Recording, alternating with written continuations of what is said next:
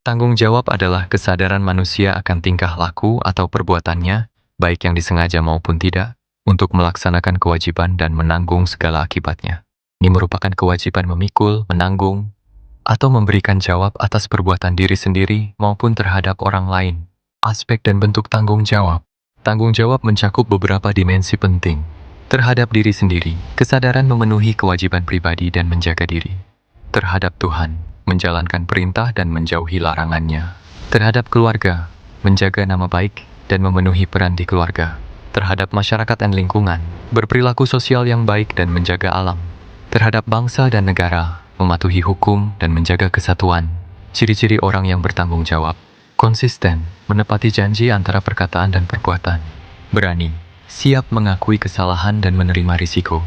Disiplin, melaksanakan tugas dengan tepat waktu. Proaktif, memiliki inisiatif tanpa menunggu perintah.